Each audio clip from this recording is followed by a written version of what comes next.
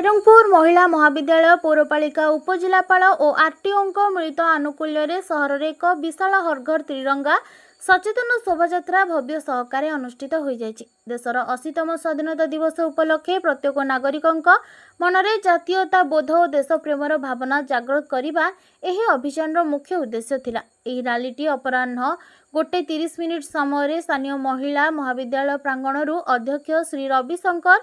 शतपथी पताका देखाई रैलीर शुभारंभ करथिले। हाथ में त्रिरंगा पताका धरी महाविद्यालयर शताधिक छात्री वंदे मातरम और भारत माता की जय ध्वनि रे सारा शहर को प्रकंपित करी उपजिलापाल कार्यालय पहुंची।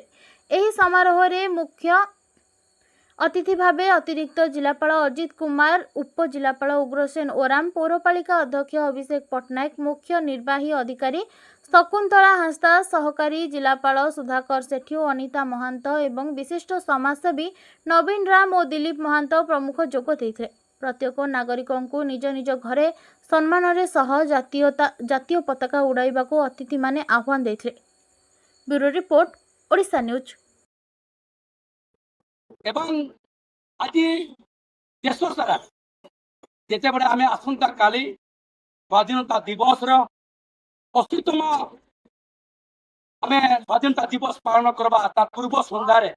आज दल तरफ एवं भारतीय मानक तरफ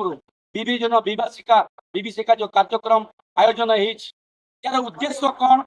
ए बाबद रे शीर्ष नेतृत्व माने बहुत किसी कही एवं आज त्रिरंगा यात्रा माध्यम पश्चिम मयूरभंज जिलार सभापति श्रीयुक्त झूरीलाल महांतो नेतृत्व में एवं रायरंगपुर सब डिविजन नेतृत्व नहीं श्रीयुक्त नवीन राम को नेतृत्व में आज पश्चिम मयूरभंज जिले में 30टा सारा मंडल रे आज तिरंगा यात्रा समाप्त हो तिरंगा यात्रा माध्यम माने आम प्रत्येक मंडल रे प्रत्येक ब्लॉक रे आम प्रत्येक नागरिक मानक आम सचेतनता भीतर जागृत करूँ देशात्मक मनोभाव। आज तिरंगा यात्रा तिरंगा पताकार महत्व ए तिरंगा पताका धरी आम भारतीय माने आज आम देश को स्वाधीनता लाभ कर बाबद आम प्रत्येक मंडल रे प्रत्येक गाँव रे प्रत्येक पंचायत रे आम सचेतनता शिविर पदयात्रा माध्यम बाइक रैली माध्यम एवं छोट छोट मीटिंग कार्यक्रम माध्यम आम समस्त नागरिक मानक तिरंगा यात्रा संबंध में आम प्रत्येक मंडल रे आम सचेतना कर आम जिते बड़े आसंता काली भारत वर्ष जिते बड़े आम 80तम स्वाधीनता दिवस पालन कर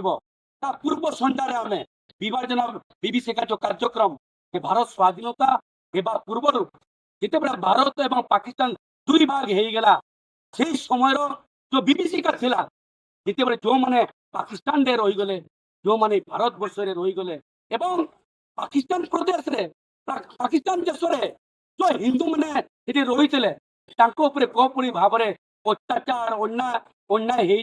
से विषय आम भारतीय मानक आज आम सचेतनता जन जिते हिंदू